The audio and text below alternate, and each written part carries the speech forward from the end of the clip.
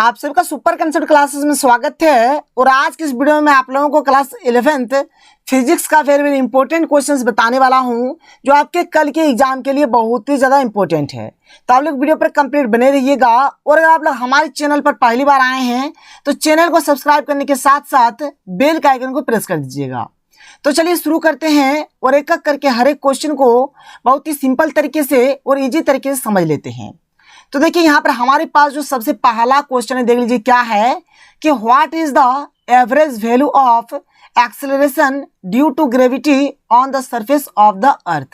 तो यहाँ पर देखिए, यहाँ पर जो हमारा यहाँ पर क्या है कि यहाँ पर हमें निकालना है average value of acceleration due to gravity on the surface of the earth, यानी कि पृथ्वी पर जो गुरुत्व त्वरण का जो मान होता है कितना होता है आप लोगों को बताना है। तो पृथ्वी पर इसका वैल्यू होता है जी बराबर होता है 9.81 मीटर प्रति सेकंड स्क्वायर होता है। इसको आप लोग नोट डाउन कर लीजिए।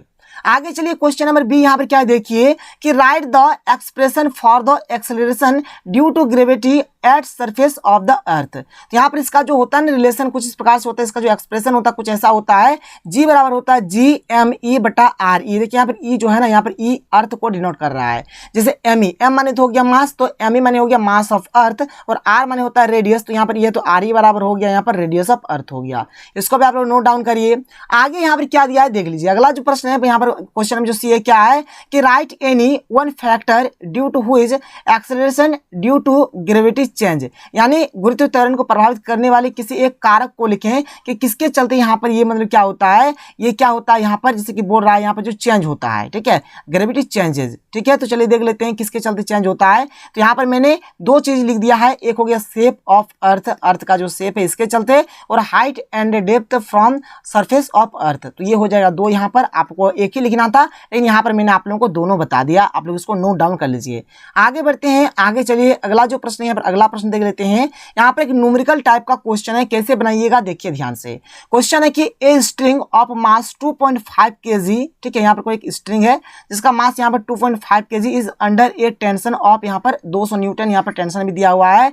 The length of the stretched string is 20 metre. यहाँ पर इसका जो जैसे हम लोग इसको जैसे खींच रहे हैं ना, तो इसका जो यहाँ पर लेंथ जो स्ट्रेच्ड हो रहा है कितना हो रहा है, 20 मीटर यहाँ पर हो रहा है।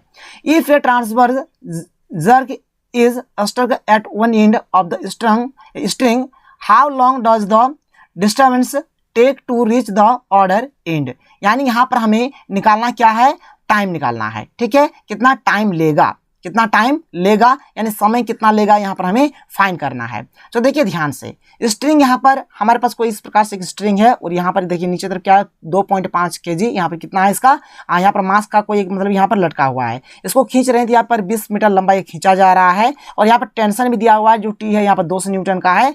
कोई दिक्कत नहीं, आप लोगों को समझ में आ रहा है। चलिए कैसे किस प्रकार से क्या करिएगा देखिए ध्यान से। तो यहाँ पर हमें निकालना है, क्या निकालना है, टाइम निकालना है, टाइम। तो देखिए टाइम निकालना है तो आप एक फॉर्मूला पढ़ें, चाल बराबर होता है दूरी बटा समय। चाल बराबर क्या होता है, दूरी बटा समय होता है। चाल बराबर क्या होता है, दूरी बटा समय। तो यहाँ से हम लोग निकाल सकते हैं समय बराबर हो जाएगा दूरी बटा चाल। समय बराबर क्या हो जाएगा, दूरी बटा चाल, यानी कि लेंथ अपॉन स्पीड हो जाएगा, लेंथ अपॉन स्पीड हो जाएगा, कोई दिक्कत नहीं है। तो यहाँ पर हमें भी निकालना होगा, ये भी निकालना होगा, और लेंथ हमें यहाँ पर दिया हुआ ही है 20 मीटर। तो यहाँ पर क्या करेंगे, यहाँ पे लेंथ में तो 20 मीटर हो ही जाएगा, खाली यहाँ पर चाल निकालिए, आप लोगों का काम बन जाएगा। तो चलिए निकालते हैं, भी निकालते हैं। भी का फॉर्मूला होता है रूट अंडर होता है टी अपॉन म्यू होता है, क्या होता है, टी अपॉन म्यू होता है, और म्यू बराबर होता है एम बटा एल। ठीक है, तो इसको हमने लिख दिया, और टी माने यहाँ पर टेंशन है, तो ये एल ऊपर जाएगा तो टी गुना एल बटा एम हो जाएगा। तो टी यानी कि टेंशन, टेंशन कितना 200 है, तो हमने 200 रख दिया। एल एल एल यानी कि यहाँ पर लेंथ, लेंथ कितना है 20 मीटर है, तो हमने 20 रख दिया। एम यानी कि मास, यानी कि द्रव्यमान कितना 2.5, तो हमने 2.5 रख दिया। अब यहाँ पॉइंट पॉइंट हटाएंगे तो ऊपर में हमारा क्या हो जाएगा 10 हो जाएगा, यहाँ पर ये 25 बन गया हमारा, कोई दिक्कत नहीं है। अब देखिए क्या हो गया, यहाँ पर 200, यहाँ पर 20 दाएं 200, 200 200 मिल रहा था, 200 बाहर आ जाएगा, और 25 का बराबर कितना 5 हो जाएगा, तो 200 बटा 5 काट देंगे कितना आ जाएगा 40 आ जाएगा। 40 मीटर प्रति सेकंड आ गया। कितना आ गया, ये हमारा भी आ गया, भी कितना आ गया 40 मीटर प्रति सेकंड आ गया। और यहाँ पर हमारा टाइम का जो फॉर्मूला हो जाएगा लेंथ अपन स्पीड हो जाएगा, तो यहाँ पर 20 ऊपर में और स्पीड कितना है 40 है, तो 40 लिख देंगे। 20 एक 20, 20 दूनी 40 यानी कि 1/2 यानी कि 0.5 सेकंड, ये हमारा राइट उत्तर हो जाएगा, राइट आंसर हो जाएगा। नोट कर लीजिए। आगे बढ़ते हैं, अगले क्वेश्चन की ओर चलते हैं और अगला क्वेश्चन देख लेते हैं। तो देखिए क्वेश्चन नंबर 10 क्या है कि a body of mass m suspended from A spring executes SHM, prove that total energy remains conserved during its motion, यानी बोल रहा क्वेश्चन में कि एक m द्रव्यमान का पिंड एक स्प्रिंग से लटकते हुए सरल आवर्ती गति करता है, यानी ये SHM मोशन में है। सिद्ध करें कि इस गति में कुल ऊर्जा संरक्षित रहती है, यानी यहाँ पर जो टोटल एनर्जी जो हमारा हो जाएगा, टोटल एनर्जी जो हो जाएगा ये हमारा कांस्टेंट होगा। क्या होगा? कांस्टेंट होगा। तो हम लोग यहाँ पर जो टोटल एनर्जी जो यहाँ पर फाइंड करेंगे तो टोटल एनर्जी हमारा क्या हो जाएगा, यहाँ पर हमें पोटेंशियल एनर्जी निकालना पड़ेगा सबसे पहले, फिर हमें यहाँ पर काइनेटिक एनर्जी भी निकालना पड़ेगा, और ये जो दोनों का जो सम होगा, यानी दोनों का जो यहाँ पर टोटल यहाँ पर योगफल होगा, यही होगा हमारा टोटल एनर्जी। तो हम लोग यहाँ पर पोटेंशियल एनर्जी भी निकालेंगे और काइनेटिक एनर्जी भी निकालेंगे, यानी कि स्थितिज ऊर्जा और गतिज ऊर्जा दोनों निकालने वाले हैं हम लोग। तो देखिए यहाँ पर हमारे पास क्या है कि एक स्प्रिंग है, तो इस प्रकार से ये हमारा एक स्प्रिंग है, कोई दिक्कत नहीं है। देखिए पहले हमारा स्प्रिंग यहाँ तक था, फिर हमने यहाँ पर क्या किया, स्प्रिंग को थोड़ा सा खींच दिया, यानी यहाँ पर x तक खींच दिया, तो x तक खींच दिया, थोड़ा हमारा ये नीचे आ गया, और यहाँ पर ये जो k आप लोग देख पा रहे हैं ये हमारा स्प्रिंग कांस्टेंट है। तो देखिए यहाँ पर हमने लिखा है कि let mass m is attached with a spring of spring constant k। यहाँ पर ये जो स्प्रिंग आप लोग देख पा रहे हैं, यहाँ पर m मास यहाँ पर ये अटैच्ड है, देख सकते हैं, और यहाँ पर k जो है क्या है, स्प्रिंग कांस्टेंट है। Let any instant spring is stretched by x। यहाँ पर देखिए पहले हमारे यहाँ तक स्प्रिंग था, इसको हमने x इस प्रकार से यहाँ पर x तक हमने इसको खींच दिया है। And velocity of mass m is, देखिए यहाँ पर v का जो मतलब फॉर्मूला हो जाएगा, v बराबर हो जाएगा omega root under a square minus x square. यहाँ पर ये जो है ना, ये इसको आप लोग w नहीं बोलिएगा, बल्कि ये है हमारा ओमेगा, कुछ इस प्रकार से होता है, इसको हम लोग ओमेगा बोलते हैं। तो ये हमारा ओमेगा हो गया, इसको अभी आप लोग याद रखिएगा, ये बहुत ही काम का चीज है। आगे चलते हैं, सबसे पहले हम लोग पोटेंशियल एनर्जी देख लेते हैं, फिर हम लोग काइनेटिक एनर्जी फाइंड करेंगे। तो पोटेंशियल एनर्जी को हम लोग यहाँ पर U भी बोलते हैं, इसका फॉर्मूला हो जाएगा 1/2 kx स्क्वायर, यानी k, यानी यहाँ पर जो हमारा कांस्टेंट है, यानी जो स्प्रिंग कांस्टेंट है हमने उसको लिखा, और x स्क्वायर यानी जो हमने यहाँ पर जो हमने स्ट्रेच जितना दूर तक किया था, जिससे हमने x हमने स्ट्रेच किया था, तो यहाँ पर x का स्क्वायर हो गया। और देखिए k बराबर, यानी जो ये हमारा स्प्रिंग कांस्टेंट होता है k बराबर होता है m होता है, और ये ओमेगा स्क्वायर होता है, m ओमेगा स्क्वायर होता है। तो यहाँ पर क्या हो गया, 1/2 m ओमेगा स्क्वायर, यानी k के बदले में m ओमेगा स्क्वायर रख दिया, और x स्क्वायर का x स्क्वायर, ये हो गया समीकरण नंबर 1। और जो हमारा काइनेटिक एनर्जी होता है आप सबको पता होगा, सूत्र 1/2 mv स्क्वायर होता है, तो 1/2 का 1/2 m का m हो गया, और v स्क्वायर यानी देखिए यहाँ पर ओमेगा है तो ओमेगा स्क्वायर हो जाएगा, और यहाँ पर देखिए यहाँ पर जैसे इसका स्क्वायर करेंगे तो रूट हट जाएगा, तो यहाँ पर बचेगा a square minus x square. तो ये हो गया हमारा समीकरण नंबर 1, और ये हो गया हमारा समीकरण नंबर 2। अब यहाँ पर क्या करते हैं, टोटल एनर्जी निकालना है, यानी इसको हम लोग जोड़ देंगे, समीकरण 1 और 2 को जोड़ दे रहे हैं, यानी TE यानी कि टोटल एनर्जी बराबर T बराबर क्या हो जाएगा, U प्लस K। ठीक है, U प्लस K बोला जाए तो यहाँ पर जो आपका ये वाला जो है ना, एक आपका जो ये वाला है जो है, यहाँ पर पोटेंशियल एनर्जी को हम लोग यहाँ पर जोड़ेंगे, और जो काइनेटिक एनर्जी है इसको जोड़ देंगे। ठीक है, तो देख लीजिए यहाँ पर हमने क्या किया है, ये है हमारा 1/2 m omega square x square, तो 1/2 m omega square x square, plus यहाँ पर काइनेटिक एनर्जी कितना है, तो 1/2 m omega square, 1/2 m omega square, और यहाँ पर ब्रैकेट में है a square minus x square, जो कि हमने यहाँ पर लिख दिया है, देख लीजिए। फिर चलिए आगे हम लोग सॉल्व करते हैं, और किस प्रकार से क्या करना है आप लोगों को देख लीजिए, बहुत ही सिंपल होने वाला है। तो यहाँ पर देख लीजिए क्या होगा। अब तो ये जो था जैसा था वैसे हमने उतार दिया, अब इसको एक बार इसके साथ गुना किया तो ये a स्क्वायर के साथ चिपक जाएगा, प्लस माइनस माइनस ये x स्क्वायर से चिपक जाएगा। अब देखिए ये x स्क्वायर वाला है, ये भी x स्क्वायर वाला, ये प्लस वाला माइनस है, तो ये वाला हमारा कट जाएगा, खत्म हो गया, बचा ये वाला, तो ये वाला बचा, तो यहाँ पर एक कांस्टेंट आ गया। टोटल एनर्जी क्या है, रिमेन्स कांस्टेंट ड्यूरिंग SHM के टाइम क्या हो रहा है, जहाँ पर टोटल एनर्जी हो रहा है क्या है, रिमेन्स क्या है, कांस्टेंट है, यानी कि कांस्टेंट हमारा आ गया। चलिए आगे बढ़ते हैं, आगे चलिए अगला जो प्रश्न देख लेते हैं। अगला प्रश्न क्या है हमारे पास, अगला प्रश्न है क्वेश्चन नंबर 11। क्या है यहाँ पर देख सकते हैं आप लोग, antiseptics have low surface tension why. जो हमारा एंटीसेप्टिक्स होता है, ठीक है, उसका लो सरफेस टेंशन होता है, क्यों होता है, तो due to low surface tension of antiseptic it can spread easily over body surface. ये क्या हो सकता है, ये अच्छे तरीके से स्प्रेड हो सकता है हमारे बॉडी पे, इसलिए इसका क्या होता है, लो सरफेस टेंशन होता है। यहाँ पर बी नंबर में क्या कि what will be the effect of increasing temperature on, एक नंबर में है कि एंगल ऑफ कॉन्टैक्ट, तो इससे क्या होगा, यह डिक्रीज होगा, और सरफेस टेंशन से भी क्या होगा, इसमें भी हमारा डिक्रीज ही होगा। नोट कर लीजिए। आगे बढ़ते हैं, क्वेश्चन नंबर 12 की ओर चलते हैं, देख लेते हैं क्वेश्चन नंबर 12। तो देखिए हमारे पास जो क्वेश्चन नंबर यहाँ पर 12 जो दिया गया है, क्या दिया गया आप लोग देख सकते हैं। क्वेश्चन नंबर 12 हमें दिया गया है कि state first law of thermodynamics on its basis establish the relation between two molar क्या specific heat for a gas. ठीक है, देखिए हमारा जो फर्स्ट लॉ ऑफ थर्मोडायनेमिक्स है, सबसे पहले इसको बताना होगा।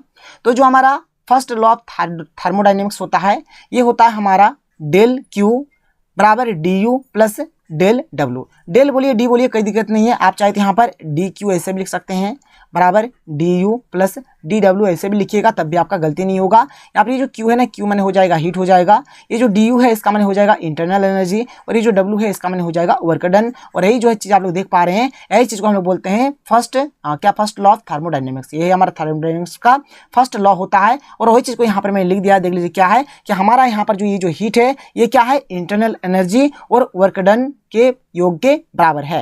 यानी जो हमारा हीट होगा, जो डी क्यू होगा, यह हमारा इंटरनल एनर्जी यानी कि डी यू और वर्क डन यानी कि डेल्टा डब्ल्यू, इन दोनों के सम के बराबर होगा। चलिए आगे बढ़ते हैं। आगे देख लीजिए, अगर हम लोग यहाँ पर देखेंगे एट कांस्टेंट प्रेशर, अगर हम लोग कांस्टेंट प्रेशर पर अगर देखें तो यहाँ पर जो डी क्यू बराबर जो हो जाएगा म्यू हो जाएगा C P D T, D U बराबर हो जाएगा म्यू सी भी डी टी, एंड जो डी डब्ल्यू हो जाएगा ये हो जाएगा पी डी वी हो जाएगा, यानी कि म्यू आर डी टी हो जाएगा। देखिए पी डी वी, ठीक है, एक्चुअली में पी भी होता है, पी भी बराबर होता है म्यू आर टी होता है। तो पी डी वी रहने से क्या हो जाएगा, म्यू का म्यू आर का और टी का क्या हो जाएगा डी टी हो जाएगा, जो कि यहाँ पर मैंने लिख दिया है। अब जैसे हमको पता है कि डी क्यू बराबर क्या होता है, D W plus D you, तो आप ऐसे लिख सकते हैं। अब एक एक करके वैल्यू पुट करिए। जैसे यहाँ पर डी क्यू है, डी क्यू क्या है, यहाँ पर क्या हो गया mu C P D T, तो mu C P D T हो गया। डी डब्ल्यू क्या है, यहाँ पर mu C P D T, तो यहाँ पर डी डब्ल्यू, ठीक है, यहाँ पर डी डब्ल्यू है ना, डी डब्ल्यू देखिए ये वाला रहा आपका डी डब्ल्यू, एक सेकंड, देखिए यहाँ पर डी डब्ल्यू है, तो डी डब्ल्यू आपका ये वाला रहा म्यू आर डी टी, तो म्यू आर डी टी हमने लिखा। और डी यू आपका ये वाला है, डी यू आपका ये वाला है, तो mu C B D T, तो mu C B D T हो गया। अब देखिए अगर आप लोग यहाँ पर ध्यान से देखिए, इसमें म्यू, इसमें भी इसमें म्यू, तो म्यू म्यू म्यू खत्म, इसमें भी डी, इसमें भी डी, इसमें भी डी खत्म, इसमें भी टी, इसमें भी टी, इसमें भी टी खत्म, तो बचा सीपी, यहाँ पर आर और यहाँ पर सीबी, तो सीपी आर सीबी, सीबी को इधर ले आएंगे तो ये माइनस में हो जाएगा, कुछ इस प्रकार से हो गया, ठीक है। तो ये हो गया आपका। और देखिए यहाँ पर ये जो आया है ना, इसको हम लोग क्या बोलते हैं, इसको हम लोग इसी को बोला जाता है मायर्स फार्मूला, जो कि बहुत ही ज़्यादा इंपॉर्टेंट है। इसको आप लोग नोट डाउन कर लीजिए। चलिए आगे बढ़ते हैं, और हमारे पास जो अगला क्वेश्चन है, अगले क्वेश्चन की ओर चलते हैं और अगला क्वेश्चन हमारा देख लेते हैं। तो देखिए यहाँ पर हमारे पास जो अगला क्वेश्चन है, क्वेश्चन नंबर यहाँ पर हम लोग देख लेते हैं, क्वेश्चन नंबर 13, ठीक है। देख लीजिए क्वेश्चन नंबर 13 हमारे पास यहाँ पर क्या दिया गया है। तो क्वेश्चन नंबर 13 हमें दिया गया है कि why A gas is cooled when expanded, यानी प्रसार होने पर गैस ठंडा क्यों हो जाता है। तो देख लीजिए इसका जो हमारा आंसर हो जाएगा, क्यों ठंडा हो जाता है एक्सपेंडेड होने के बाद। तो यहाँ पर क्या हो जाएगा कि ड्यूरिंग एडियाबेटिक एक्सपेंशन, ठीक है, एडियाबेटिक एक्सपेंशन के समय क्या होता है कि the gas is allowed to expand, ठीक है, यहाँ पर गैस को क्या करता है, अलाउ करता है एक्सपेंड होने के लिए। Quickly work is done by the gas during its expansion, और जब यहाँ पर गैस का एक्सपेंशन होता है तो उस टाइम वर्क डन यानी कि काम होता है। और देखिए जब यहाँ पर काम होता है ना, तो काम करने के लिए हमें ऊर्जा चाहिए, तो यहाँ पर इंटरनल एनर्जी जो होता है दिया जाता है, जिसके चलते जो इंटरनल एनर्जी होता है ये डिक्रीज हो जाता है। तो हमें लिखा कि सो इट्स इंटरनल एनर्जी क्या है, decreases as heat can't be enter the same system for the surroundings the temperature of gas falls, जिसके चलते क्या होता है, यहाँ पर जो इसका जो टेम्परेचर होता है वो क्या, गैस का जो टेम्परेचर होता है वो धीरे धीरे फॉल्स यानी कि गिरते जाता है। फिर आगे चलिए अगला जो प्रश्न है हमारे पास, आप लोग देख सकते हैं अगला प्रश्न हमारे पास क्या है, क्वेश्चन नंबर यहाँ पर बी, आप लोग देख लीजिए क्या है। तो देखिए क्वेश्चन नंबर बी क्या है कि air pressure in car tyre increases और डिक्रीजेज ड्यूरिंग ड्राइविंग।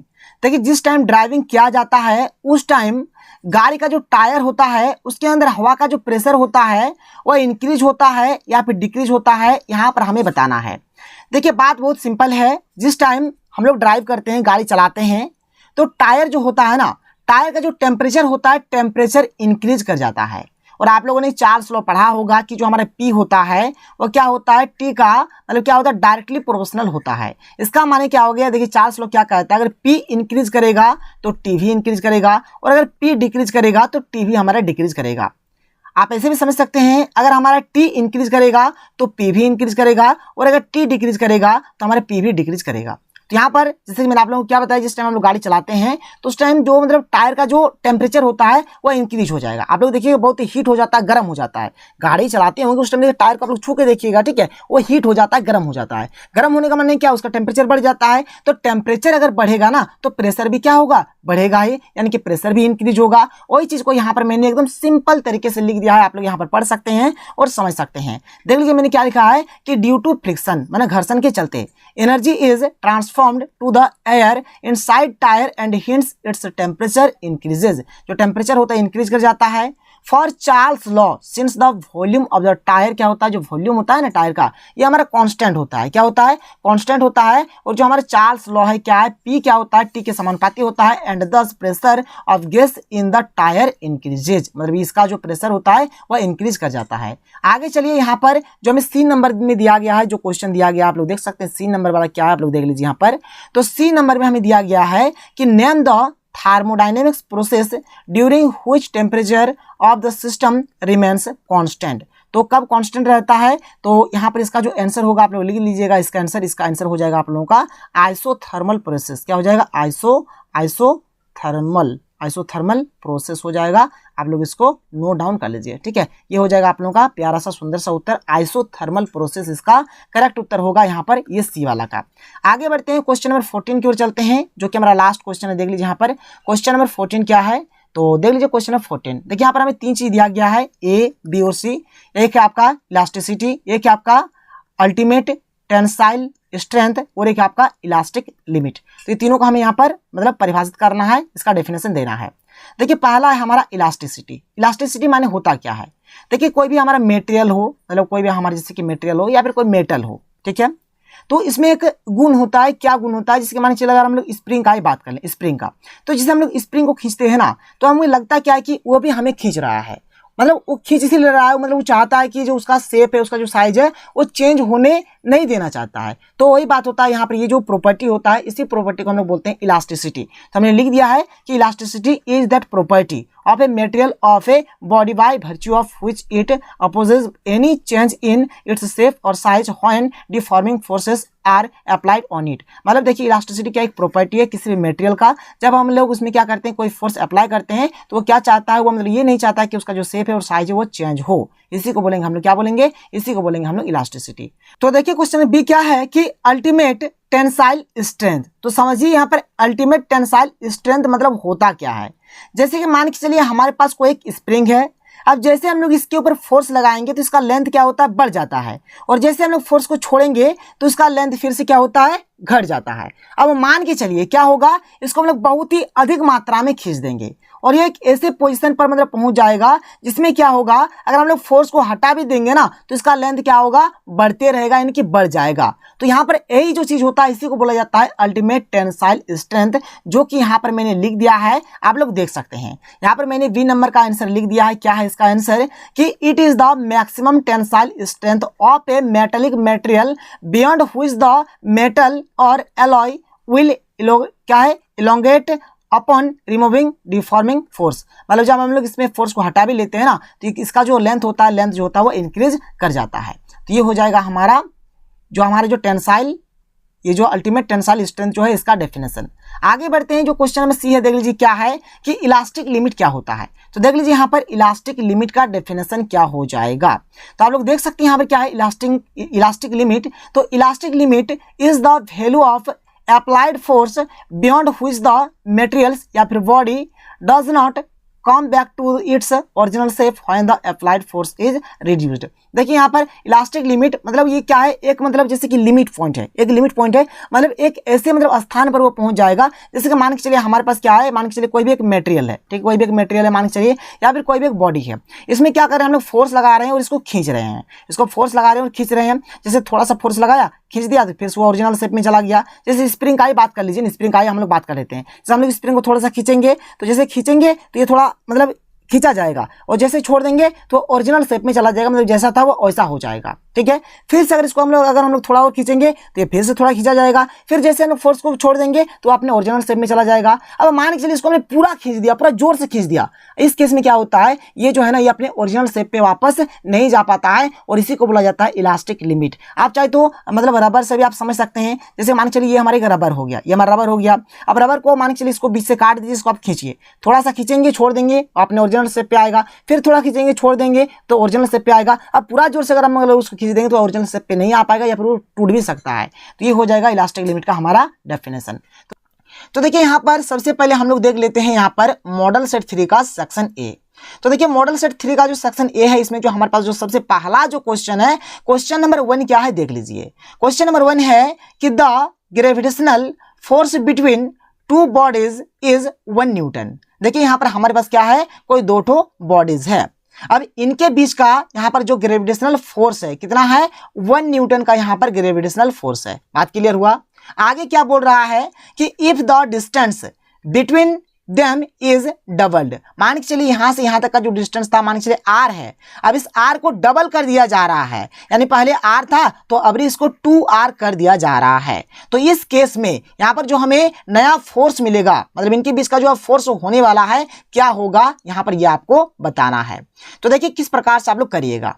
यहाँ पर एक तो यहाँ पर हमें बल दिया हुआ है, दूसरा निकालना है। तो एक को हमने यहाँ पर F1 लिखा, दूसरा को F2। तो यहाँ पर पहला वाला जो 1 न्यूटन दिया है इसको हमने F1 मान लिया, कितना 1 न्यूटन। F2 बराबर प्रश्न चिन्ह जो कि हमें यहाँ पर निकालना है। क्लियर हो गया। अब यहाँ पर देखिए F1 F2 है, तो यहाँ पर देखिए जैसे F1 है इसके लिए डिस्टेंस हो गया R1 और यहाँ पर जो F2 है इसके लिए डिस्टेंस हो गया हमारा R2। कोई दिक्कत कोई प्रॉब्लम नहीं है, बात समझ में आ रहा है। तो हमने मान लिया, देख लीजिए यहाँ पर लेट R1 बराबर हमने R माना और जो R2 होगा ये हमारा कितना हो जाएगा, ये हमारा 2R हो जाएगा। R2 कितना हो जाएगा, 2R हो जाएगा। बात समझ में आ रही है, क्योंकि हम लोग यहाँ पर क्या कर रहे हैं, डबल कर रहे हैं। R1 को अगर हम लोग R मानेंगे तो R2 हमारा कितना हो जाएगा, 2R हो जाएगा। यहां तक क्लियर हो गया। अब ध्यान से सुनिए, जैसे हमारे यहां पर सूत्र होता है F बराबर G m1 इंटू m2 बटा R स्क्वायर होता है। तो यहां पर F में और यहां पर ये जो R है ना, इन दोनों में जो रिलेशन होता है इनवर्सली प्रोपोर्शनल का ये रिलेशन होता है। किसका रिलेशन होता है, इनवर्सली प्रोपोर्शनल का रिलेशन होता है। इसलिए देखिए यहां पर हमने लिखा कि F जो होगा यहां पर इस प्रकार का यहां पर दिया हुआ है और 1 बटा R स्क्वायर है, यानी F क्या होता है, इनवर्सली प्रोपोर्शनल टू यहां पर R स्क्वायर का। ठीक है, बात क्लियर हो गया। इसका माने हो गया कि F बराबर क्या हो रहा है, यहाँ पर 1 बटा R स्क्वायर हो रहा है, यानी यहाँ पर F है तो यहाँ पर R स्क्वायर हमारा नीचे, F ऊपर में तो R स्क्वायर नीचे। यही होता है हमारा यहाँ पर क्या, ये जो हमारा है ना प्रोपोर्शनल, यहाँ पर ये जो इनवर्सली वाला जो है ये वाला इसी प्रकार से हमारा होने वाला है। बात क्लियर हो, कोई दिक्कत नहीं है। अब ध्यान से सुनिए, जैसे कि मैंने आप लोगों को अभी क्या बताया उसी के आधार से हम लोग यहाँ पर चलेंगे। ठीक है, उसी के आधार पर हम लोग यहाँ पर चलेंगे। तो देख लीजिए यहाँ पर जैसे हमने F1 यहाँ पर R1 F2 R2, यानी F1 का जो डिस्टेंस है R1 है और F2 का जो डिस्टेंस है हमारा R2 है। तो देख लीजिए यहाँ पर जैसे F2 बटा F1 है, तो देखिए यहाँ पर जैसे इनवर्सली प्रोपोर्शनल है ना, तो इनवर्सली प्रोपोर्शनल होने के लिए क्या होगा, जैसे यहाँ पर F2 है तो F2 के लिए क्या होता है, F2 के लिए होता है R2। तो देख लीजिए F2 का जो R2 है ये हमारा नीचे की ओर है, मतलब नीचे आ जाएगा, नीचे आ जाएगा। यहाँ पर जैसे F1 है तो F1 के लिए क्या है, F1 के लिए R1 है तो ये हमारा ऊपर चला जाएगा, मतलब नीचे वाला ऊपर और ऊपर वाला नीचे, इसी को बोलेंगे इनवर्सली प्रोपोर्शनल। बात समझ में आ रहा है, बिल्कुल आ रहा है। तो यहाँ पर एक्चुअली में हमारा हो क्या गया, देखिए जैसे यहाँ पर अगर हम लोग F2 ऊपर में लेंगे, ठीक है, तो R2 हमारा नीचे आ जाएगा, और अगर हम लोग यहाँ पर F1 को नीचे लेंगे तो जो R1 होगा ये हमारा कहाँ चल जाएगा, ये हमारा चल जाएगा ऊपर। लेकिन यहाँ पर स्क्वायर होता है, यहाँ पर भी स्क्वायर होता है, तो ये दोनों स्क्वायर होता है, इसलिए हमने इसको होल स्क्वायर करके लिख दिया। अब यहाँ पर वैल्यू पुट करिए, सॉल्व करिए, आप लोगों का बन जाएगा। F2 है तो F2 का F2 रहने दिया, क्योंकि हमें निकालना है F1। तो F1 हमारा कितना हो गया, F1 यहाँ पर दिया हुआ 1 तो हमने 1 लिखा। अब यहाँ पर ये जो R1 है, R1 हमने यहाँ पर R मान लिया था, R हो गया, और R2 हमारा कितना है 2R है, यहाँ से R कैंसिल आउट हो जाएगा, 1/2 बचेगा, तो F2 बराबर क्या हो गया 1/4 न्यूटन। ये हो गया इसका आंसर। ठीक है, बात समझ में आ रहा है, कोई दिक्कत नहीं है। चलिए आगे बढ़ते हैं। तो देखिए क्वेश्चन नंबर 2 क्या है कि why is the weight of a body at the poles more than the weight at the equator. यहाँ पर देखिए बात हो रहा है पोल्स पर वेट, यानी इसको हम लोग बोलेंगे WP, और यहाँ पर इक्वेटर पर वेट, यानी इसको हम लोग बोलेंगे WE। और यहाँ पर देखिए जो WP होता है ना, ये WE से क्या होता है, बड़ा होता है। तो ये बड़ा क्यों होता है, यहाँ पर ये चीज पूछा गया है और ये हमें बताना है। और ये जो क्वेश्चन है बहुत ही सिंपल क्वेश्चन है, अगर आप लोग एक बार समझ जाएंगे तो आप जिंदगी में कभी भी नहीं भूलेंगे। तो चलिए देख लेते हैं इस क्वेश्चन का आंसर, बहुत ही सिंपल तरीके से बताने वाला हूं। देखिए हमारा जो अर्थ है यानी कि जो पृथ्वी है कुछ इस प्रकार से होता है, और यहां से लेकर यहां तक ये वाला जो होता है इसको हम लोग बोलते हैं RE, यानी कि रेडियस ऑफ इक्वेटर बोला जाता है। और ये वाला जो होता है ना, ये वाला, इसको हम लोग बोलते हैं RP, यानी कि रेडियस ऑफ पोल बोला जाता है। अगर आप लोग ध्यान से देखेंगे तो ये वाला जो डंडी है ये थोड़ा लंबा है और ये वाला क्या है, छोटा है, यानी RE बड़ा है और RP छोटा है। इसलिए हमने लिख दिया कि जो RE होगा वो RP से क्या है, बड़ा है, यानी RE यहाँ पर बड़ा हो गया और RP हमारा छोटा हो गया। कोई दिक्कत नहीं है, यहाँ तक समझ में आप लोगों को आ रहा है। और देखिए हम लोग जानते हैं कि G बराबर क्या होता है, GM/R। G बराबर क्या होता है, GM/R होता है। और यहाँ पर हमें दिखाना है, क्या दिखाना है कि जो WP होगा वह क्या होगा, WE से बड़ा होगा। लेकिन किस प्रकार से दिखाएंगे ये समस्या है। देखिए W माने होता है वेट, और W बराबर हमारा फॉर्मूला होता है, W बराबर क्या होता है, mg होता है। W बराबर क्या होता है, mg होता है, मतलब हमें इसको mg के फॉर्मेट में लाना पड़ेगा। तो चलिए सबसे पहले ये जो आर ई है और ये जो आरपी है इसको हम लोग जीई और जीपी में बदल देते हैं। कैसे बदलिएगा देखिए ध्यान से। जैसे यहाँ पर जी है ऊपर में, आर है नीचे, तो हम लोग बोल सकते हैं जी बराबर 1/r बोल सकते हैं। तो यहाँ से हमारा आर बराबर क्या हो जाएगा, आर बराबर हो जाएगा 1/g, क्योंकि जी बराबर 1/r है तो आर बराबर क्या हो जाएगा 1/g हो जाएगा। तो आप लोग यहाँ पर ध्यान से देखिए, यहाँ पर आर ई है, यहाँ पर आर ई है तो आर ई के लिए यहाँ पर क्या हो जाएगा, यहाँ पर 1/GE हो जाएगा, और यहाँ पर आरपी है तो आरपी के लिए हो जाएगा यहाँ पर 1/GP हो जाएगा। अब देखिए यहाँ पर 1/, में आया तो आप लोग अगर इसको बटा को हटाएंगे तो ये वाला इधर आ जाएगा और ये वाला इधर आ जाएगा, यानी जीपी हमारा इस साइड में आ गया और ये जो जी है ये हमारा इस साइड में आ गया। तो ये वाला हमारा कुछ इस प्रकार से हो गया। बात समझ में आया। अब हमने क्या किया, दोनों तरफ एम लगा दिया, इधर भी एम लगा दिया, इधर भी एम लगा दिया। अब ये जो है एम जी पी के लिए है तो एम जी मैंने होता है डब्ल्यू, एम जी मैंने होता है डब्ल्यू, तो इसके लिए डब्ल्यू हो गया। यहाँ पर पी था तो पी बैठा दिया, और यहाँ पर भी एम जी है तो इसके लिए डब्ल्यू, और यहाँ पर ई था तो ई लिख दिया। तो इस प्रकार से ये हमारा हो गया। क्यों होता है आप लोगों को समझ में आ गया, नोट कर लीजिए। बहुत ही सिंपल तरीके से मैंने आप लोगों को समझा दिया। आगे बढ़ते हैं, क्वेश्चन नंबर 3 की ओर चलते हैं। देख लेते हैं क्वेश्चन नंबर 3। देखिए हमारे पास क्वेश्चन नंबर 3 क्या है कि what we measure using a spring balance. तो यहाँ पे क्या मेजर होता है, तो weight of a body, weight of a body इसका सही उत्तर हो जाएगा। आगे बढ़ते हैं, क्वेश्चन नंबर 4 की ओर चलते हैं। चलिए क्वेश्चन नंबर 4 क्या है देख लीजिए। तो क्वेश्चन नंबर 4 हमारे पास क्या है देख लीजिए। यहाँ पर हमें जो यहाँ पे क्या होता है, कोएफिशिएंट ऑफ विस्कोसिटी जो है इसका हमें डायमेंशन पूछा गया है, बीमा पूछा गया है। तो इसका बीमा होता है m, l के मात्रा में -1 और t के मात्रा में -1। फटाफट आप नोट डाउन कर लीजिए। आगे देखिए क्वेश्चन नंबर 5 हमारे पास क्या है। क्वेश्चन नंबर 5 देख लेते हैं। क्वेश्चन नंबर 5 में क्या दिया गया है, तो क्वेश्चन नंबर 5 हमें बोल रहा है कि which thermodynamics variable is defined by the first law of thermodynamics. यानी फर्स्ट लॉ ऑफ थर्मोडायनेमिक्स जो होता है इसमें थर्मोडायनेमिक्स के कौन से वेरिएबल को डिफाइन किया जाता है। तो यहाँ पर du को डिफाइन किया जाता है, जिसको हम लोग बोलेंगे इंटरनल एनर्जी। इसको नोट करिए। आगे बढ़ते हैं, क्वेश्चन नंबर 6 की ओर चलते हैं। देख लेते हैं क्वेश्चन नंबर 6। तो देखिए हमारे पास क्वेश्चन नंबर 6 क्या है। क्वेश्चन नंबर 6 है कि in which medium sound travel faster. ठीक है, मतलब जो साउंड का जो ट्रेवल होगा, मतलब साउंड जो ट्रेवल करेगा, ठीक है, सबसे स्पीड किस में करेगा, आयरन यानी कि लोहा में करेगा, वाटर यानी कि पानी में करेगा, एयर यानी कि हवा में करेगा। देखिए ध्यान से सुनिएगा, जो साउंड होता है ना, साउंड यानी कि ध्वनि जो होता है ये हमारा कहाँ पर सबसे स्पीड ट्रेवल करता है, तो सॉलिड में। कहाँ पर, सॉलिड में। जो हमारा ठोस होगा, ठोस में ये सबसे अधिक स्पीड से ये मतलब गमन करेगा, यहाँ पर ये ट्रेवल करेगा। तो यहाँ पर देख लीजिए आयरन जो है ये हमारा सॉलिड है, वाटर तो लिक्विड है, और ये एयर तो हमारा गैस है। तो इसमें भी होगा नहीं, इसमें भी होगा नहीं, तो होगा इसमें आयरन में, क्योंकि आयरन हमारा सॉलिड है। तो iron because sound travel faster in solid. कोई दिक्कत कोई प्रॉब्लम नहीं है। आगे बढ़ते हैं, क्वेश्चन नंबर 7 की ओर चलते हैं। क्वेश्चन नंबर 7 देखिए। क्वेश्चन नंबर 7 हमारे पास क्या है, तो क्वेश्चन नंबर 7 हमको दिया गया है क्या है कि what is the nature of the thermal change in air when A sound wave क्या है प्रोपेगेट्स थ्रू इट। ठीक है, यानी बोल रहे कि हवा में उसमें परिवर्तन की प्रकृति क्या होगी। तो ये जो हमारा होता है ये हमारा क्या है, एडियाबेटिक प्रोसेस ये हमारा होता है। तो 7 का सही उत्तर क्या हो जाएगा, एडियाबेटिक प्रोसेस इसका राइट आंसर हो जाएगा। तो हमारा सेट 3 तो खत्म हो गया। चलिए आगे चलते हैं। अब हम लोग चलते हैं सेट 2 में। देख लीजिए सेट 2। ठीक है, सेट 2 का पहले समझ लीजिए। तो सेट 2 का हम लोग यहाँ पर सेक्शन ए देख लेते हैं। ये बी नहीं है, सेक्शन ए। ठीक है, सेक्शन ए हम लोग देख लेते हैं। पहले सेक्शन ए देखेंगे, फिर आगे आप लोगों को सेक्शन बी का भी वीडियो मिलेगा, टेंशन आपको नहीं लेना है। तो चलिए सेट 2 का जो हमारा सेक्शन ए है, सेक्शन ए के हम लोग हर एक क्वेश्चन को देख लेते हैं। तो यहाँ पर हमारे पास जो सबसे पहला जो क्वेश्चन है, क्वेश्चन नंबर 1 क्या है कि why there is no atmosphere on the moon. यानी मून जो है, चंद्रमा जो है, यहाँ पर किसी भी प्रकार का कोई एटमॉस्फेयर यानी कि वातावरण नहीं है। तो क्यों नहीं है, तो देखिए मून का जो हमारा ग्रेविटी होता है वह पृथ्वी के ग्रेविटी का 1/6 होता है। ठीक है, यानी कि the moon's gravity is 1/6 of the gravity on earth. It is not strong enough to hold the atmosphere. ये जो है ना मून जो है वह मतलब इसके पास मतलब उतना कैपेसिटी नहीं है, उतना शक्ति नहीं है कि वह एटमॉस्फेयर को मतलब होल्ड कर सके, पकड़ के रख सके ऑन इट्स सरफेस, वो अपने सरफेस पर, from going back to space. इससे क्या होता है, वो तो पकड़ नहीं पाता है, फिर जो होता है ना एटमॉस्फेयर उसको बाहर मतलब कोई दूसरे सरफेस में उसको भेज देता है। ये हो जाएगा इसका उत्तर। आगे बढ़ते हैं, यहाँ पर क्वेश्चन नंबर 2 क्या है देख लीजिए। तो देखिए क्वेश्चन नंबर 2 क्या है कि ऑब्टेन डायमेंशनल फॉर्मूला ऑफ जी। यानी कि जी का जो डायमेंशनल फॉर्मूला होगा क्या होगा, तो देखिए एफ बराबर होता है जी m1 इंटू m2 बटा आर स्क्वायर। तो यहाँ से अगर हम लोग जी निकालेंगे तो जी बराबर हो जाएगा एफ इंटू आर स्क्वायर बटा m1 इंटू m2। तो देखिए यहाँ पर एफ के लिए होता है ml, टी के मात्रा में -2। यहाँ पर आर है तो आर के लिए हो जाएगा एल, तो एल का स्क्वायर हो गया। m1 के लिए हो गया m, और यहाँ पर m2, यहाँ पर इस प्रकार से नहीं, इसको आप लोग नीचे दीजिएगा यहाँ पर। ठीक है, यहाँ पर होगा। तो m2 के लिए क्या हो जाएगा, m2 के लिए भी हमारा क्या हो जाएगा, m ही हो जाएगा। थोड़ा मिसप्रिंट है, इसको सुधार लीजिएगा। फिर आगे अगर हम लोग यहाँ पर चलें तो देख लीजिए यहाँ पर आगे इसको सॉल्व अगर करेंगे तो इसको सॉल्व करिएगा, देखिए क्या हो जाएगा। यहाँ पर पहला बात, जैसे कि यहाँ पर आपका एक ठो एम, ये एक ठो एम, तो ये तो कट जाएगा, नीचे एक ठो एम बचा, ऊपर जाएगा तो -1 हो जाएगा। यहाँ पर एक ठो एल और यहाँ पर 2 ठो एल, तो एल के मात्रा में 3 हो गया और टी के मात्रा में -2। नोट कर लीजिए, ये हो गया आप लोगों का इसका आंसर। आगे चलते हैं, आगे चलिए अगला जो प्रश्न है क्या है, क्वेश्चन नंबर 3 क्या है देख लीजिए। क्वेश्चन नंबर 3 है हमारे पास कि which is more elastic, steel और रबर, व्हाई।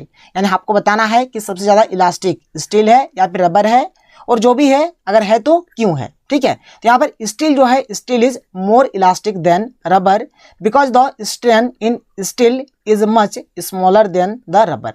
देखिए अगर हम लोग रबर को खींचेंगे तो रबर को हम लोग लंबा खींच सकते हैं, लेकिन हम लोग स्टील को लंबा नहीं खींच सकते हैं। इसलिए स्टील में जो होता है उसका जो स्ट्रेन होता है बहुत ही कम होता है, इसलिए यहाँ पर जिसका मतलब स्ट्रेन कम होगा उसका इलास्टिक ज्यादा होगा। यहाँ पर इसीलिए यहाँ पर स्टील जो है, स्टील का जो इलास्टिक है ज्यादा हो जाता है। Also steel returns to its original configuration faster than rubber, और जो स्टील होगा वो अपने ओरिजिनल कॉन्फ़िगरेशन यानी कि ओरिजिनल शेप में बहुत ही जल्द रिटर्न आ जाता है। आगे बढ़ते हैं, आगे चलिए क्वेश्चन नंबर 4 क्या कह रहा है देख लीजिए। क्वेश्चन नंबर 4 हमारे पास क्या है, तो देखिए क्वेश्चन नंबर 4 क्या है कि डिफाइन कोएफिशिएंट ऑफ विस्कोसिटी। तो इसका आंसर हो जाएगा कि coefficient of viscosity is the force of friction. यानी कोएफिशिएंट ऑफ विस्कोसिटी क्या है, force of friction required to maintain the velocity gradient between two layers in a unit cross sectional area. यानी unit cross sectional area के लिए यहाँ पर the velocity gradient between two layers जो होगा, यहाँ पर इसको मेंटेन करने के लिए जो फोर्स ऑफ फ्रिक्शन होगा इसी को हम लोग कोएफिशिएंट ऑफ विस्कोसिटी बोलेंगे।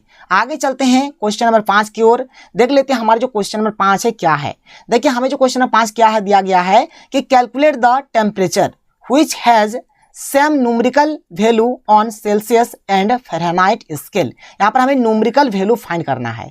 देखिए एफ बराबर होता है 9/5 गुना सी प्लस 32 होता है। यहाँ पर दोनों क्या होगा, सेम होगा। सेम माने बराबर, बराबर माने इक्वल। तो लेट यहाँ पर हमने मान लिया कि एफ बराबर सी। ठीक है, तो आप एफ के जगह पे सी बैठाइए या फिर सी के जगह पे एफ बैठाइए, कोई दिक्कत नहीं है। तो हमने क्या किया, यहाँ पर ये जो एफ है इसके जगह पे सी बैठा दिया, सी बराबर 9/5 गुना सी प्लस 32 हो गया। अब देखिए इसको अगर हम लोग सॉल्व करेंगे तो सी का सी हो गया, अब 9 गुना यहाँ पर सी, तो 9 सी हो जाएगा बटा 5 जोड़ क्या 32। 5 यहाँ पर सबको 5 से गुना कर दीजिए, हो जाएगा 5 सी। ये तो यहाँ पर अगर 5 से गुना तो 5 5 कट जाएगा, 9 सी हो जाएगा, और यहाँ पर प्लस तो प्लस रह गया, और 32 और 5 को गुना करने से कितना हो जाएगा 160 हो जाएगा। तो ये हमारा इस प्रकार से ये आ गया। ठीक है, अब 5 से ये 9 से अगर इधर आएगा तो क्या हो जाएगा, 5 से -9 से तो -4 से, तो -4 से बराबर 160, तो सी बराबर -160/4 काट देंगे तो कितना आएगा -40 डिग्री आएगा। तो यहाँ पर माइनस को गोली मारिए तो एफ बराबर सी बराबर 40 डिग्री। गोली इसलिए मार रहे हैं क्योंकि यहाँ पर हमें न्यूमेरिकल वैल्यू बोला गया है, तो 40 डिग्री यहाँ पर जब होता है तो दोनों क्या होता है, सेम होता है। आगे बढ़ते हैं, अगले क्वेश्चन की ओर चलते हैं। अगला क्वेश्चन देख लीजिए हमारे पास जो अगला क्वेश्चन है, क्वेश्चन नंबर 6 क्या है कि what is the phase difference between velocity and displacement of क्या है पार्टिकल एग्जीक्यूटिंग एसएचएम। तो यहाँ पर इन दोनों के बीच का जो फेज डिफरेंस होता है कितना होता है, π/2 होता है। π/2 इसका राइट आंसर हो जाएगा।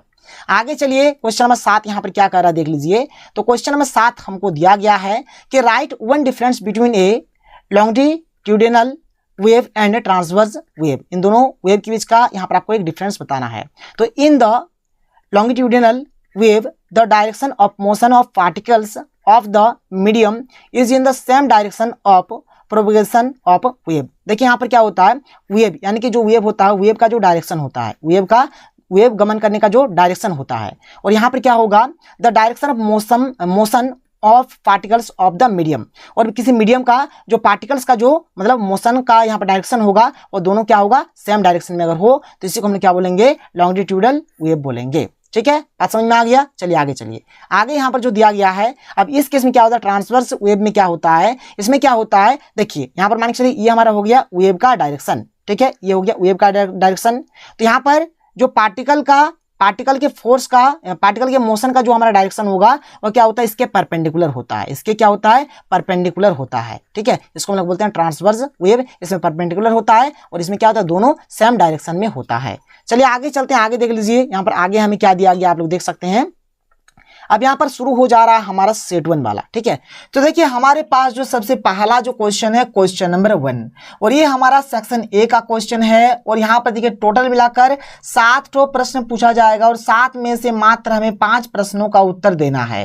लेकिन यहाँ पर मैं आपको हर एक क्वेश्चन का उत्तर बताऊंगा, क्योंकि देखिए एग्जाम में कोई सा भी क्वेश्चन पूछा जा सकता है। तो देखिए हमारे पास जो सबसे पहला क्वेश्चन है क्वेश्चन नंबर 1 क्या है कि state Newton's universal law of gravitation, यानी ग्रेविटेशन का जो न्यूटन का जो यूनिवर्सल लॉ होता है, इसका जो स्टेटमेंट होता है, ये हमें बताना है कि इसका एक्चुअल में होता क्या है। तो देखिए यहाँ पर मैंने हर एक चीज को लिख दिया है, जैसे कि Newton's universal law of gravitation. जैसे कि यहाँ पर हमारे पास कोई दो बॉडीज है, ये हो गया ए, ये हो गया बी। इसका मास यानी कि इसका द्रव्यमान हम लोग m1 मान लेते हैं, इसका जो मास यानी कि जो द्रव्यमान है इसको हम लोग m2 मान लेते हैं, और इन दोनों के बीच का जो डिस्टेंस है यानी जो दूरी है इसको हम लोग r मान लेते हैं। तो देखिए यहाँ पर जो गुरुत्वाकर्षण का जो सार्वत्रिक नियम होता है, जो यूनिवर्सल लॉ जो होता है, ये क्या कहता है कि यहाँ पर हमारा जो पृथ्वी है इसमें मतलब कोई भी जो दो बॉडीज होगा वो आपस में क्या करेगा, अट्रैक्ट करेगा, यानी कि एक दूसरे को क्या करेगा, आकर्षित करेगा, अट्रैक्ट करेगा। ठीक है, बात समझ में आ रहा है। तो देखिए वही चीज यहाँ पर मैंने लिख दिया है कि 2 बॉडीज इन दिस यूनिवर्स, मतलब हमारे पूरे संसार में कोई भी 2 बॉडी जो होता है अट्रैक्ट ईच अदर, यानी कि एक दूसरे को क्या करता है, अट्रैक्ट करता है विद ए फोर्स, एक फोर्स के साथ। The magnitude of force depends on, ये जो फोर्स होता है किसमें किसमें डिपेंड्स करता है, इस चीज को सबसे पहले आप लोग जान लीजिए। देखिए सबसे पहला बात यहाँ पर ये जो मास m1 है और ये जो मास m2 है, इन दोनों का जो प्रोडक्ट होगा जैसे कि m1 इंटू m2, ठीक है। तो इसमें क्या होता है, ये डायरेक्टली प्रोपोर्शनल करता है, तो F क्या होगा, directly proportional to m1 into m2। और दूसरा कंडीशन जो होता है क्या होता है, ये जो डिस्टेंस आप लोग देख पा रहे हैं r, ठीक है, तो F जो होता है इस r का जो स्क्वायर होगा इसका क्या होता है, इनवर्सली प्रोपोर्शनल होता है। तो कुछ इस प्रकार से ये 2 चीज होता है। तो देखिए यहाँ पर मैंने हर एक चीज को लिख दिया है क्या क्या है। तो directly proportional to the product of masses, जो द्रव्यमान होगा, द्रव्यमान का यहाँ पर क्या है, द्रव्यमान के प्रोडक्ट का डायरेक्टली प्रोपोर्शनल है यहाँ पर F। फिर यहाँ पर लिख दिया है मैंने कि inversely proportional to the square of the distance between them, इन दोनों के बीच का जो डिस्टेंस है जैसे कि r है यहाँ पर, तो r का जो स्क्वायर हो जाएगा, ठीक है, मतलब F क्या है, इसके इनवर्सली प्रोपोर्शनल है। तो F क्या हो गया, इनवर्सली प्रोपोर्शनल टू 1/r²। अब देखिए यहाँ पर एक तो हमें मिल गया F directly proportional to m1 into m2, ये एक मिल गया, और हमें और एक मिल गया कि F इनवर्सली प्रोपोर्शनल टू यहाँ पर r का स्क्वायर। कोई दिक्कत नहीं है। तो इन दोनों को अगर हम लोग कंबाइन करेंगे, अगर एक साथ लिखेंगे, देखिए m1 m2 जो है, m1 इंटू m2 जो है ये हमारा ऊपर में रह गया, और ये जो r² है ये हमारा नीचे में आ गया। देखिए यहाँ पर इस प्रकार का जो सिंबल है ये जब हटेगा तो यहाँ पर कांस्टेंट आता है और यहाँ पर आता है हमारा g, और इस g को बोला जाता है यूनिवर्सल ग्रेविटेशनल कांस्टेंट। ठीक है, फटाफट नोट कर डाउन कर लीजिए, ये हो जाएगा इसका बिल्कुल सटीक और सही उत्तर। तो देखिए क्वेश्चन नंबर 2 क्या है, यहाँ पर हमें छोटा वाला g और बड़ा वाला g में अंतर स्पष्ट करना है। क्वेश्चन है कि right on difference between small g and capital G। एक साइड में मैंने यहाँ पर स्मॉल g लिख दिया है और एक साइड में यहाँ पर मैंने कैपिटल G लिख दिया है। देखिए स्मॉल g को हम लोग बोलते हैं ग्रेविटेशनल एक्सेलरेशन, या फिर इसको हम लोग बोलेंगे एक्सेलरेशन ड्यू टू ग्रेविटी, और ये जो बड़का वाला g होता है इसको हम लोग बोलते हैं यूनिवर्सल ग्रेविटेशन कांस्टेंट। देखिए ये जो हमारा छोटका वाला जो g होता है ये हमारा वेक्टर क्वांटिटी होता है, यानी ये हमारा सदिश राशि होता है, और ये जो बड़का वाला जो g होता है ये हमारा स्केलर क्वांटिटी यानी कि ये हमारा अदिश राशि होता है। ये जो छोटा वाला g है ना, इसका जो SI यूनिट यानी कि जो SI मात्रक होता है मीटर प्रति सेकंड होता है, और ये जो बड़ा वाला g है इसका जो SI मात्रक होता है न्यूटन मीटर स्क्वायर प्रति किलोग्राम का स्क्वायर होता है। आगे देखिए यहाँ पर ये जो छोटका वाला ये जो g है इसका जो पृथ्वी पर जो वैल्यू होता है, जो मान होता है, कितना होता है 9.8 मीटर प्रति सेकंड स्क्वायर, और यहाँ पर ये जो बड़का वाला g है इसका जो वैल्यू होता है 6.67 इंटू 10 के पावर में -11 न्यूटन मीटर स्क्वायर प्रति किलोग्राम का स्क्वायर। तो इसको आप लोग फटाफट नोट डाउन करिए। यहाँ पर मैं आपको हर एक क्वेश्चन को बहुत ही सिंपल तरीके से और ईजी तरीके से बता रहा हूँ। तो चलिए आगे बढ़ते हैं और देख लेते हैं क्वेश्चन नंबर, यहाँ पर हम लोग देख लेते हैं 3। क्वेश्चन नंबर 3 देखिए क्या है कि write the types of stress, यानी स्ट्रेस का यहाँ पर टाइप्स लिखना है। तो नॉर्मल स्ट्रेस, ठीक है, टेंजेंशियल स्ट्रेस जिसको हम लोग शेयरिंग स्ट्रेस भी बोलते हैं, और हो गया हाइड्रोलिक स्ट्रेस हो गया। तो इसको आप लोग नोट कर लीजिएगा। आगे बढ़ते हैं क्वेश्चन नंबर 4 देख लेते हैं क्या है कि why are and drops are spherical in shapes. ठीक है। देखिए जो रेन ड्रॉप्स होता है यानी जो वर्षा की जो बूंदे होती है ना, उसका जो आकार होता है कैसा होता है, गोलाकार होता है, गोल गोल आकार का होता है। क्यों होता है, तो due to surface tension, surface tension के कारण इसका जो आकार होता है गोलाकार होता है, स्फेरिकल होता है। क्वेश्चन नंबर 5 क्या कह रहा है देख लीजिए। क्वेश्चन नंबर 5 में यहाँ पर हमें डिफरेंस लिखना है, किसमें किसमें, तो देख लीजिए एक आइसोथर्मल प्रोसेस में और एक एडियाबेटिक प्रोसेस में, इन दोनों में क्या अंतर पाया जाता है हमें बताना है। तो एक साइड में मैंने आइसोथर्मल प्रोसेस लिख दिया है और एक साइड में मैंने एडियाबेटिक प्रोसेस लिख दिया है। देखिए आइसोथर्मल प्रोसेस में जो डिफरेंस होता है इसमें देखिए जो टी होता है टी कांस्टेंट होता है, ठीक है, टी कांस्टेंट होगा, इसका माने टी चेंज नहीं होगा। तो टी अगर कांस्टेंट है, अगर इसका अगर हम लोग डिफरेंशिएशन करेंगे इनकी डेल्टा टी कितना हो जाएगा, कांस्टेंट, जीरो हो जाएगा। बात समझ में आ रहा है। एडियाबेटिक प्रोसेस में क्या होता है, यहाँ पर जो टी होता है इनकी जो टेम्परेचर होता है ये मतलब चेंज होते रहता है, कभी इंक्रीज हो जाएगा कभी डिक्रीज हो जाएगा, यानी कभी घटेगा तो कभी बढ़ेगा, इस प्रकार से होता है। इसलिए यहाँ पर डेल्टा टी का जो वैल्यू होता है वो जीरो के बराबर नहीं होगा। क्यों नहीं होगा, क्योंकि कांस्टेंट थोड़े ना होता है, इसीलिए यहाँ पर ये जो आइसोथर्मल प्रोसेस जो होता है इसमें आइस का फ्यूजन होता है, ठीक है, इनकी फ्यूजन ऑफ आइस। और ये जो एडियाबेटिक प्रोसेस है इसमें क्या होता है, expansion of gas in vacuum, ठीक है, ये हो जाएगा इसका बिल्कुल करेक्ट और सही उत्तर। आगे बढ़ते हैं, क्वेश्चन नंबर 6 देख लीजिए। क्वेश्चन नंबर 6 क्या है कि give an example of periodic motion which is not, क्या है, ऑस्किलेटरी, यानी यहाँ पर आवर्त गति का एक उदाहरण दीजिए जो दोलन नहीं करती है। तो सर्कुलर मोशन इसका बिल्कुल राइट उत्तर हो जाएगा। क्वेश्चन नंबर 7 देख लेते हैं। क्वेश्चन नंबर 7 यहाँ पर क्या है कि डिफाइन ट्रांसवर्स वेव मोशन, यानी अनुप्रस्थ तरंग गति को परिभाषित कीजिए। क्या है इसका उत्तर, the wave in which the particle of the medium perpendicular to the wave propagation is known as transverse wave motion, ठीक है। ट्रांसवर्स वेव मोशन जैसे कि आप लोग देखे होंगे स्टोन थ्रोन ऑन पॉन्ड, जैसे हम लोग क्या तालाब जाते हैं, तालाब में पत्थर लेते हैं मारते हैं, तो उस प्रकार का जो गति होगा उसी को क्या बोला जाएगा, ट्रांसवर्स वेव मोशन बोला जाएगा।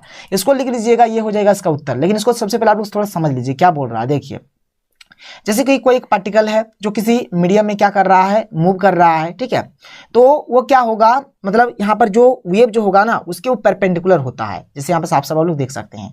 तो ये हो जाएगा इसका बिल्कुल सही उत्तर, नोट कर लीजिए। और देखिए अगर आप लोग चाहते हैं कि नहीं सर चैप्टर बाय चैप्टर जैसे कि मॉडल पेपर खत्म होने के बाद आप डिटेल वीडियो बनाइए, तो जरूर बनाऊंगा, टेंशन आपको नहीं लेना है। अभी नोट करिए क्योंकि देखिए मॉडल पेपर का कंप्लीट सॉल्यूशन कराना है, बहुत सारा मॉडल पेपर है, ठीक है, कोई दिक्कत नहीं है। आगे बढ़ते हैं, आगे देख लीजिए अगला जो प्रश्न है क्वेश्चन नंबर 8 क्या कह रहा है। क्वेश्चन नंबर 8 देखिए यहाँ पर अब सेक्शन 20 शुरू हो जा रहा है।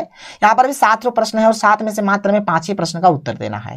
क्वेश्चन नंबर 8 क्या कह रहा है कि right expression for gravitational force acting between two masses m1 and m2 separated by distance r। तो इसके लिए जो इक्वेशन हो जाएगा अभी मैंने आपको बताया कि F बराबर हो जाएगा G into m1 into m2 बटा r स्क्वायर, ये हो जाएगा, लिख लीजिए फटाक से, ठीक है। क्वेश्चन नंबर बी क्या है कि right to characteristics of gravitational force, gravitational force जो होता है इसका क्या क्या विशेषता है, यानी कि क्या क्या कैरेक्टरिस्टिक्स है, इसका प्रॉपर्टीज भी यहाँ पर लिखा हो सकता है, कोई दिक्कत नहीं है। यह क्या है, तो इट इज ऑलवेज अट्रैक्टिव, ये हमेशा क्या है, तो अट्रैक्टिव करता है, एक दूसरे को अट्रैक्ट करता है, अपनी ओर खींचता है। It ओवेज the inverse square law, क्योंकि देख लीजिए नीचे हमारा आर स्क्वायर है, इसलिए क्या होता है, या मतलब इनवर्स स्क्वायर लॉ को भी ये मतलब फॉलो करता है, पालन करता है। आगे बढ़िए, क्वेश्चन नंबर 9 क्या कह रहा है देख लीजिए। क्वेश्चन नंबर 9 यहाँ पर जैसे कि ए नंबर में है कि draw stress versus strain curve, stress और स्ट्रेन का जो कर्व होता है इसको ड्रॉ करना है। ये हो गया स्ट्रेस, ये हो गया हमारा स्ट्रेन, ठीक है। जो स्ट्रेस होता है ना वो स्ट्रेन के क्या होता है, डायरेक्टली प्रोपोर्शनल होता है। तो डायरेक्टली प्रोपोर्शनल होता है इसलिए यहां से लेकर यहां तक का ये जो हमारा मतलब ये जो बनता है ना ये वाला क्या होता है, पूरा पूरी स्ट्रेट लाइन होता है, एक सरल रेखा होता है। सरल रेखा यही दर्शाता है कि जो स्ट्रेस और स्ट्रेन का जो हमारा मतलब यहाँ पर स्ट्रेस और जो स्ट्रेन होगा ये क्या है, डायरेक्टली प्रोपोर्शनल है, इसीलिए यहाँ पर क्या होता है, स्ट्रेट लाइन बनता है। फिर बाद में क्या होता है, देखिए जहां तक हमारा स्ट्रेट लाइन है यहाँ तक हुक्स लॉ जो होता है वो मतलब फॉलो होता है, पालन करता है। फिर यहाँ से देखिए थोड़ा सा मुड़ जाता है, फिर इस प्रकार हो जाता है, फिर इस प्रकार का भी हो सकता है। तो इस प्रकार से यहाँ पर ये चीज हो रहा है। तो देख लीजिए यहाँ पर ध्यान से देखिएगा, यहाँ पर क्या है, यहाँ से लेकर यहाँ तक जो है इसको हम लोग बोलते हैं, क्या बोलते हैं, परमानेंट सेट बोलेंगे, ठीक है। ये स्ट्रेन हो गया। अब जैसे यहाँ पर ये जो पॉइंट ए है इसको बोला जाएगा लिमिट ऑफ हुक्स लॉ, ठीक है। ये जो बी वाला जो होगा ना बी, इसको बोलेंगे इलास्टिक लिमिट, जिसको हम लोग यील्ड पॉइंट भी बोलेंगे। यहाँ से ओ टू बी मतलब ओ से लेकर यहाँ पर ये जो बी तक है मतलब यहाँ से लेकर पूरा ईठो, ठीक है, ये वाला जो है ये पूरा टो, इसको बोलेंगे इलास्टिक बिहेवियर। और बियॉन्ड वी जो होगा उसको बोलेंगे प्लास्टिक बिहेवियर। ये जो ई होगा ना लास्ट वाला, ये जो ई होता है इसको बोलेंगे ब्रेकिंग पॉइंट या फिर इसको फ्रैक्चर पॉइंट भी बोला जाएगा। तो ये सब चीज हो गया, इसको नोट करिएगा। ये हो जाएगा इसका स्ट्रक्चर, सिंपल से इसे आप लोगों को बना देना है। क्वेश्चन नंबर यहाँ पर 9 का का सही उत्तर ये हो जाएगा। बी में बोल रहा है कि यहाँ पर आपको मार्क करना है कि कौन वाला हमारा यील्ड पॉइंट है और कौन वाला हमारा क्या है ब्रेकिंग पॉइंट है। तो देखिए यहाँ पर ये जो बी है ना, बी हमारा क्या यील्ड पॉइंट है, जिसको हम लोग इलास्टिक लिमिट भी बोल सकते हैं, ठीक है। और ये जो है इसको हम लोग बोलेंगे ब्रेकिंग पॉइंट या फिर इसको हम लोग बोलेंगे फ्रैक्चर पॉइंट भी बोल सकते हैं।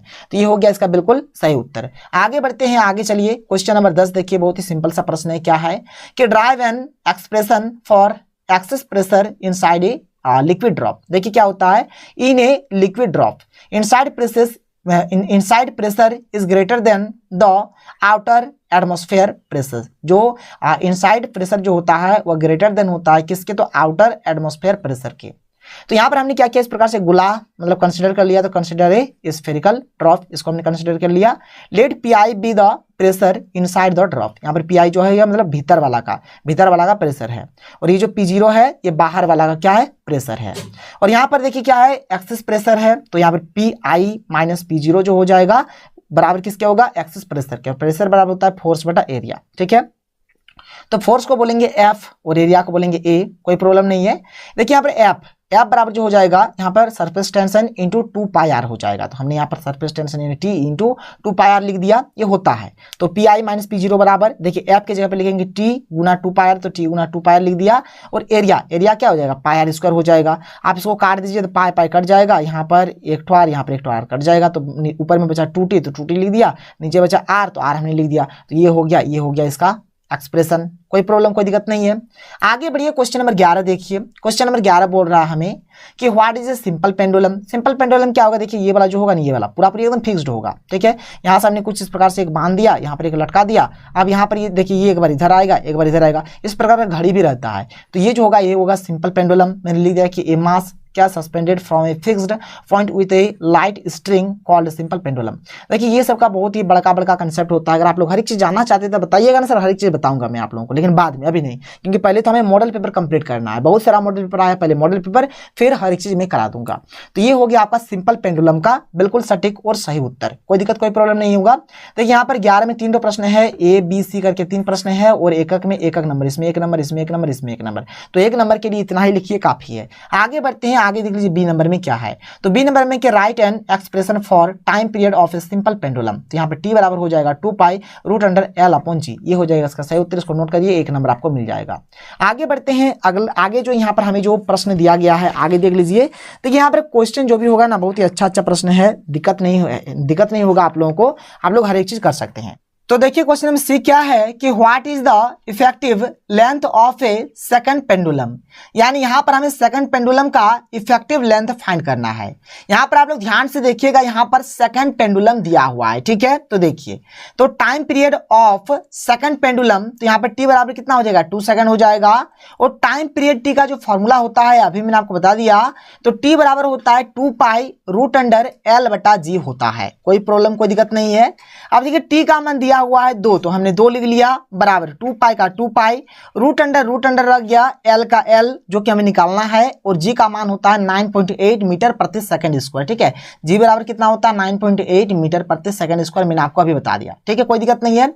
अब देखिए यहाँ पर ध्यान से इसको आप लोग सॉल्व किस प्रकार से करिएगा, देखिए मैं आपको अच्छे तरीके से बता दूं। जैसे 2 बराबर कितना दिया हुआ है, तो 2 पाई, और रूट अंडर क्या दिया हुआ है, एल बटा 9.8, इसको मैंने लिख लिया, ठीक है, ये वाला लाइन हमने लिख लिया।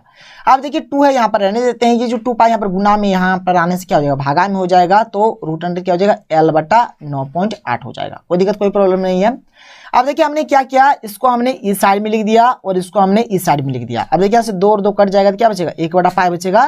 तो यहाँ तक तो 1 बटा पाई आ गया। अब आगे देखिए, आगे आपको किस प्रकार से क्या करना है, हम लोग क्या करते हैं, दोनों तरफ स्क्वायर कर देते हैं। तो दोनों तरफ अगर स्क्वायर कर देंगे, इधर स्क्वायर कर देने से इधर रूट हट जाएगा, तो इधर हो जाएगा एल बटा 9.8 हो जाएगा। और इधर अगर हम लोग यहाँ पर स्क्वायर कर देंगे तो 1 का स्क्वायर तो 1 होगा, और पाई का यहाँ पर अगर स्क्वायर करेंगे तो पाई स्क्वायर हो जाएगा।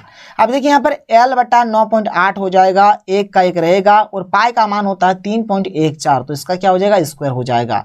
तो देख लीजिए यहाँ पर एल का एल रहेगा, इधर इधर गुना हो जाएगा, तो 1 गुना 9.8 करेंगे तो 9.8 हो जाएगा, और 3.14 का स्क्वायर करेंगे यानी कि 3.14 गुना 3.14 करेंगे तो ये हमारा आएगा 9.8596 आएगा। आप लोग गुना करके देख सकते हैं, इसको अगर आप लोग गुना करिएगा तो यही वाला आपका वैल्यू आएगा।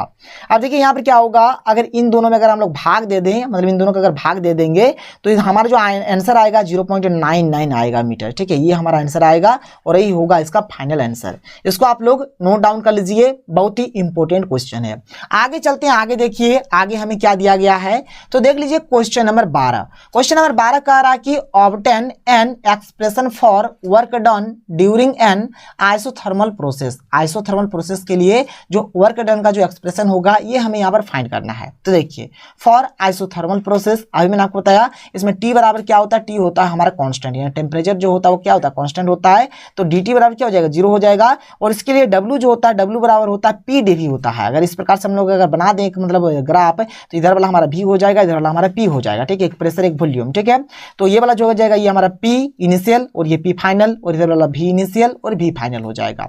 तो डब्ल्यू बराबर पी डी वी हो गया। और वी नो दैट हम लोग जानते हैं आइडियल गैस इक्वेशन से पी वी बराबर एनआरटी होता है, पी बराबर हो जाएगा एनआरटी अपन भी। तो डब्ल्यू बराबर पी डी वी है, जो कि आप लोग देख सकते हैं यहाँ पर। तो डब्ल्यू बराबर देखिए यहाँ पर हम लोग क्या करते हैं, भी के रिस्पेक्ट में डिफरेंशिएशन कर रहे हैं, इसलिए भी इनिशियल और ये हमारा फाइनल, तो इनिशियल फाइनल हो गया। और देखिए यहाँ पर पी का वैल्यू कितना है, एनआरटी अपन भी, एनआरटी अपन भी है, तो पी के जगह पे एनआरटी अपन भी हमने लिख दिया, और डीवी का डीवी हो गया, कोई दिक्कत नहीं है। अब इसका सिंपल से डिफरेंशिएशन कर देंगे। देखिए हमारा 1/v डीवी का जो मतलब यहाँ पर इसका जो इंटीग्रेशन हो जाएगा क्या हो जाएगा, लॉग भी हो जाएगा, जिसको हम लोग ln भी बोल सकते हैं। ठीक है, ये हो जाएगा।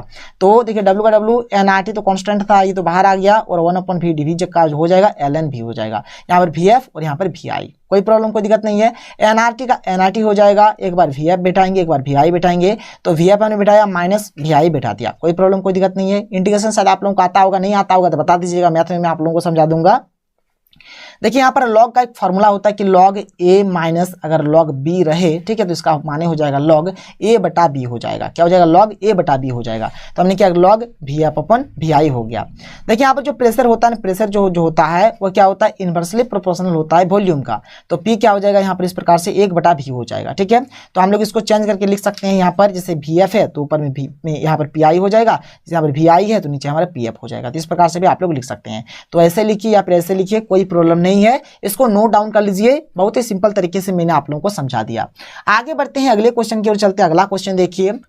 तो देखिए क्वेश्चन नंबर 13 क्या है कि डिफाइन द टर्म्स। यहाँ पर जो टर्म्स दिया गया है इसे हमें डिफाइन करना है। जैसे यहाँ पर ए नंबर में क्या है कि स्पेसिफिक हीट कैपेसिटी, इसका हमें डेफिनेशन लिखना है। तो देखिए मैंने यहाँ पर लिख दिया है स्पेसिफिक हीट कैपेसिटी। इसका मतलब हो गया कि the specific heat capacity of a substance is the amount of energy. देखिए यहाँ पर जो स्पेसिफिक हीट कैपेसिटी जो होता है वो किसी भी सब्सटेंस का क्या होता है, अमाउंट ऑफ एनर्जी होता है required to raise the temperature of 1 kilogram of the substance by 1 degree Celsius. ये हो जाएगा हमारा स्पेसिफिक हीट कैपेसिटी का प्यारा सा डेफिनेशन। आगे बढ़ते हैं, आगे क्या है, यहाँ पर लेटेंट हीट कैपेसिटी है। चलिए इसको भी देख लेते हैं, जिसको हम लोग गुप्त ऊष्माधारिता बोलेंगे। देख लीजिए क्या है। तो यहाँ पर लेटेंट हीट कैपेसिटी का जो डेफिनेशन हो जाएगा, तो the heat required to convert a solid into a liquid और वेपर, और liquid into a vapour at constant temperature. ये हो जाएगा लेटेंट हीट कैपेसिटी का प्यारा सा डेफिनेशन। आगे देखिए 13 नंबर का जो 2 नंबर है क्या है, आप लोग देख सकते हैं कि राइट प्रिंसिपल ऑफ कैलोरीमेट्री। तो कैलोरीमेट्री का जो यहाँ पर हमारा जो प्रिंसिपल होगा इसे हमें लिखना है। तो प्रिंसिपल ऑफ कैलोरीमीटर भी बोल सकते हैं, यहाँ पर मेट्री भी बोल सकते हैं। तो इसका जो होता है ना प्रिंसिपल, क्या होता है, जितना ही हम लोग हीट यहाँ पर लॉस करेंगे उतना ही मतलब हीट क्या होगा, जाएगा गेन हो जाएगा। मतलब यहाँ पर जितना भी हीट लॉस होगा और जितना भी मतलब यहाँ पर क्या होगा, जितना हीट लॉस होगा उतना ही हीट हमारा गेन हो जाएगा। यानी कि हीट लॉस्ट बराबर क्या हो जाएगा, हीट गेन हो जाएगा। मतलब दोनों क्या होगा, इक्वल होगा। बात क्लियर हो गया। तो the heat release by a body is observe by another body, मतलब एक बॉडी जितना हीट को रिलीज करेगा दूसरा बॉडी क्या करेगा, उतने ही हीट को ऑब्जर्व कर लेगा। तो ये हो गया यहाँ पर इसका बिल्कुल सही उत्तर है।